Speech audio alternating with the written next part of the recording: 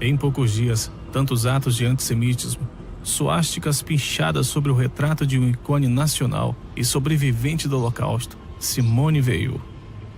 A palavra Juden, judeu em alemão, pintada na vitrine de uma padaria em Paris. Uma árvore cortada que fora plantada em memória de um jovem torturado até a morte em 2006 por ser judeu.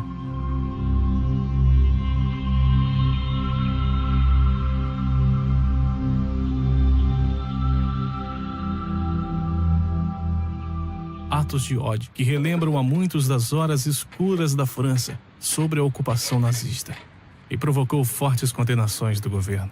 O antissemitismo se espalha como um veneno, como um fel. Ele ataca, apodrece o espírito e assassina.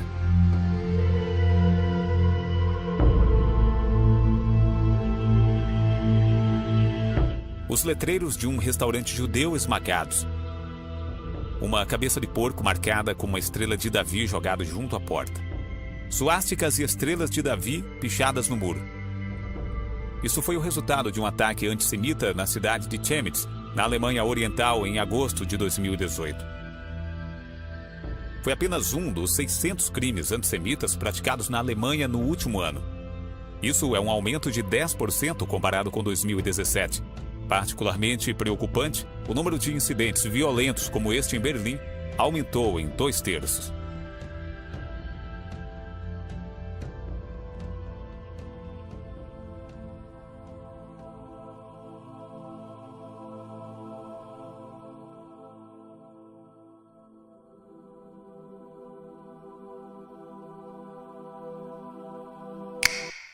O tiroteio mortal da sinagoga de Pittsburgh, não muito tempo atrás, nos recorda que o antissemitismo, que tem sido chamado de o ódio mais longo, continua firme na América. There has been a stereotyping of Jews. The stereotypes are money, a fixation with money, power.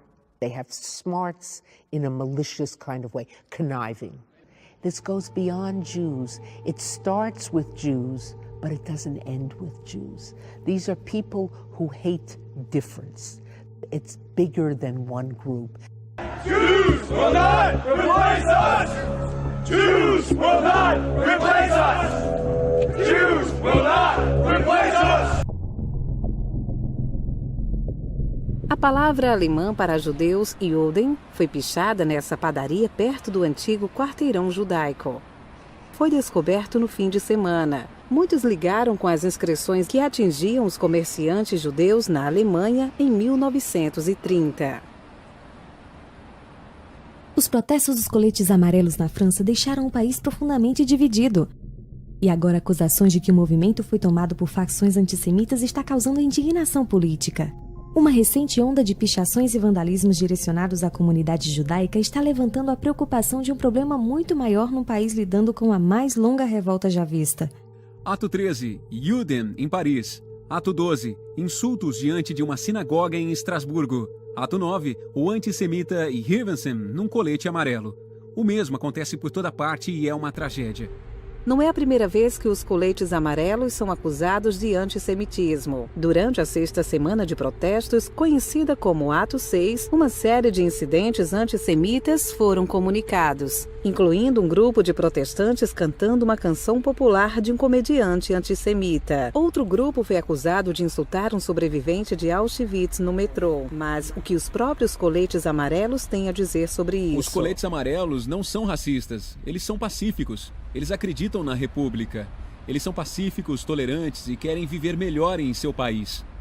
É possível que entre os coletes amarelos haja malucos e racistas, o que não é diferente do restante da sociedade francesa. O objetivo do governo é manchar os coletes amarelos. Primeiro eles tentaram identificar os coletes amarelos com hooligans, mas isso não funcionou. De marcas ofensivas arranhadas numa carteira escolar em Coney Island, a panfletos vulgares colocados em Mengen's Boulevard em Greenpoint. A polícia de Nova York diz que incidentes envolvendo suásticas estão aparecendo em números recordes nesse ano na cidade de Nova York. Os nova-iorquinos estão chocados após terem visto carros de patrulha muçulmanos passando pelos seus bairros como patrulhas policiais. Essas patrulhas muçulmanas comunitárias começaram a operar no Brooklyn este ano. Os moradores dizem estarem incomodados com as patrulhas, que eles descrevem como sendo parecidos com uma polícia Sharia. Grupos parecidos já são vistos em outras grandes cidades europeias como Dinamarca, Alemanha, França, Suécia e Inglaterra. E agora, com a chegada dessas patrulhas muçulmanas a Nova York, os americanos estão ficando preocupados se não cairão na mesma perseguição por não seguirem as práticas islâmicas.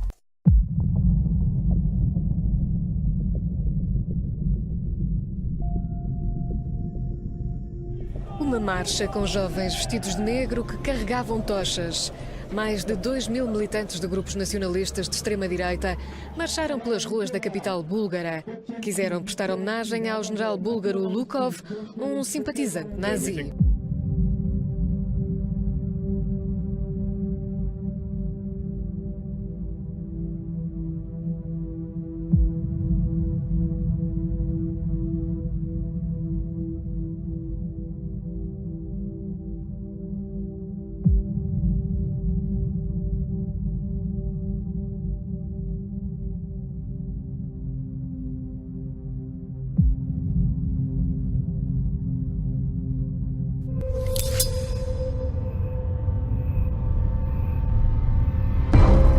May I ask you something? I'm not in a position to refuse. Is it true you called the camps liquidation machines? Everyone used flippant terms for dirty work. We have our guy, Adolf Eichmann. The architect of the final solution? Após receber uma pista de que Adolf Eichmann estava escondido na Argentina, os israelenses montam um plano para capturar o arquiteto da solução final e trazê-lo à justiça. Na época, a Argentina abrigava um considerável número de nazistas alemães, deixando Israel sem esperanças de que um pedido de extradição seria atendido. Blood in between his eyes, but that's not what we're doing here. This is strictly catch and extract. Eichmann will stand trial here in Israel. Conduzidos pelo agente da Mossad Pierre Malkin, um grupo de elite captura Eichmann e o leva para o esconderijo. Ali, Malkin tenta compreender o homem que ele via como um monstro. Kingsley is known for his unforgettable roles in movies like Gandhi, Schindler's List, and House of Sand and Fog. I remember that. Now he's starring in the historical thriller Operation Finale. It's based on the real-life Israeli mission to capture Adolf Eichmann, one of Nazis' chief architects of the Holocaust. Kingsley portrays Eichmann, who has been hiding in Argentina with his family under an alias after World War II. We have our guy, Adolf Eichmann. The architect of the final solution? We should be putting him down like a mad dog. I would happily put a bullet in between his eyes, but that's not what we're doing here. Strictly catch and extract. Eichmann will stand trial here in Israel. My job was simple. Save the country I love from being destroyed. Whom did we take from you, Peter? Sir Ben Kingsley joins us now at the table. Good morning to you. That Morning. was such a very crucial scene in the movie. And the thing that got to me about this movie, Ben, is that he's such a despicable character in history. Yet we saw the humanity of this man with his family, with his dog, with his wife, and it was hard for me to reconcile the two. Well, I think that you've hit on one of the many tensions that run through the film. And I'm delighted that that's your dilemma, because that's the dilemma that we want to awaken in the audience. I think if we fictionalize the man as a monster baddie, Yes. quote unquote, then we relegate that horrendous portion of history to fiction, and it's either easier to forget, digest, or dismiss. Mm-hmm. But when we insist on the audience to accept these men and women as men and women, Yeah. then it makes that period of history much harder to deal with, but we must confront it and deal with it. Yeah. Eichmann was one of us. And interlaced with this, I also had the privilege of meeting Elie Wiesel, the great prophet and poet and witness of the Holocaust and survivor. And when I was last with Elie, I did have the opportunity to tell him to his face that the next time I walk onto a film set that's relevant to your story, I will dedicate my performance to you. So really, I did not immerse myself in Nazism or German nationalism. I immersed myself in the memory of Elie Wiesel. Wow. And every day I said to myself, and to a photograph of him I had in my pocket, Elie, I'm doing this for you. And that was my engine, that was my fuel. Elie Wiesel was a Holocaust survivor, humanitarian, storyteller, and activist. But to millions of admirers now mourning his loss, he was known simply as a one-man testament to bravery and survival. I would like to show the tragedy of a person who is not only a victim of his own sickness, but of injustice. His book, Night, thrust him onto the world stage. It told the story of his experience in a German concentration camp to which he and his family were sent when Wiesel was just 15 years old. In it, he writes, "Never shall I forget those things, even were I condemned to live as long as God himself. Never." His commitment to making sure the world never forgets the systematic murder of 6 million Jews earned him a sprawling list of accolades, including the Nobel Peace Prize in 1986. We refuse to be silent. Remember, silence helps the killer, never his victims.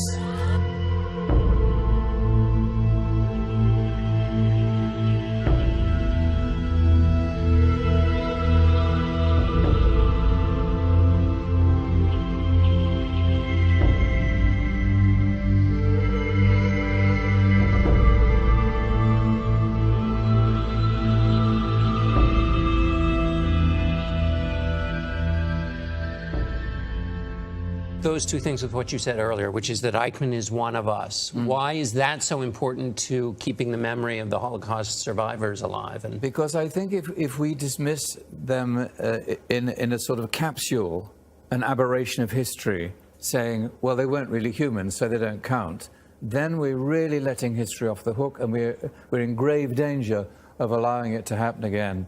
Let me ask you about an interview you did recently where you talked about not viewing Holocaust survivors in a capsule because you didn't want people to think that it couldn't happen again, the Holocaust. Why are you worried that it might happen again? Are you concerned specifically about that? I'll tell you who told me it might happen. It probably could happen again.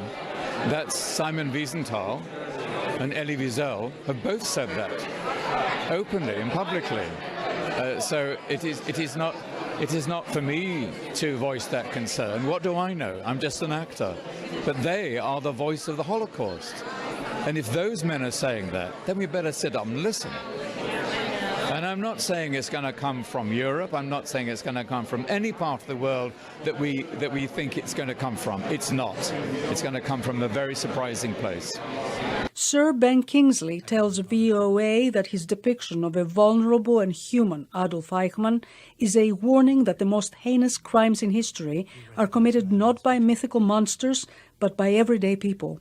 He relates a personal story that has haunted him over the years and informed his decision to take the role. I was outside an old synagogue with a Jewish journalist, a young woman, and a Hungarian approached us and asked us what we were doing. And we said we were filming the life of Simon Wiesenthal, to which he replied, "Ah, you Jews. You should just keep quiet. Because it never happened. And if you don't keep quiet, it'll happen again. Now work that one out. Work that one out." Absolutely shocking. Oscar Isaac plays Peter Molking, a man grieving the murder of his sister and her children by the Nazis, but who treats Eichmann kindly and convinces him to cooperate. It's almost like Malcolm convinced Eichmann of his humanity. You know, the whole thing was about, you know, if we were like you, you'd be dead right now. Then in the 1980s, during the Cold War, I was invited to speak in Poland. And my Polish host asked me if I would like to see Auschwitz. I told him, I'd been to concentration camps. He said, "No, Ravi, this is not a concentration camp. This used to be a death camp." I'd been to Buchenwald and Dachau and so on. He said, "This is a death camp." I wasn't prepared for what I was going to see then again. So my life again, now being reshaped in my middle years. 12,000 obliterated every day in Auschwitz alone. Think about it. Think about it. And you walk away from there and say, how? How did the most sophisticated nation in its time get herded into this mentality by a handful of men and demagogues to get them to do what they did? If you saw the pictures of the children on the wall, castrated boys, twins, standing, if you'd strummed your finger on their ribs, you would have heard the sound of it. They were so emaciated. And I think the story that captured it all for me was when I read the article by Peter Malkin, who was the Mossad chief intelligence person who was given the charge to track down Adolf Eichmann in the swamps of Argentina. And Peter Malkin somehow tracked him down, and from a distance with their high-tech equipment every day would watch what was happening here. Eichmann was working at a Mercedes-Benz factory. It's told in the book, The House on Garibaldi Street. And he would be watched unknown to him. He would carry his briefcase, bony, straight-shouldered, come up to the door, unlock it, and before he did, he would always look over his shoulder to see if anybody was watching. Hadn't the faintest clue he was being watched the whole time. Gets off the bus one day, and as he's getting down, 3 of these guys come up close to him. One of them jabs an injection and knocks him out. Puts him in a car. He is dressed up as an El Al pilot and taken back onto a flight and brought back to Jerusalem. I went to the Yad Vashem Museum to look at the documents when I was writing my book, my little booklet, Jesus Talks to Hitler.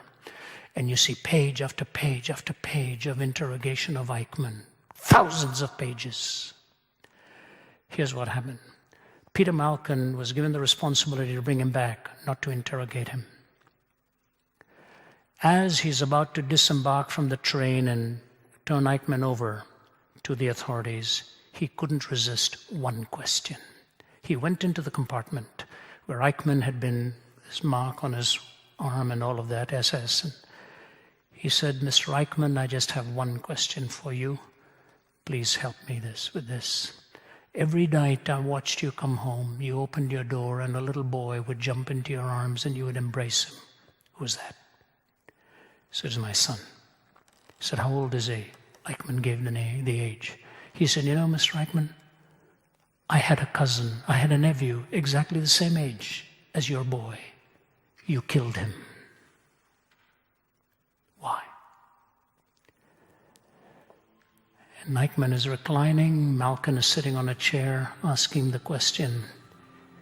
No expression on his face. He turns to Peter Malkin and says, my son wasn't Jewish.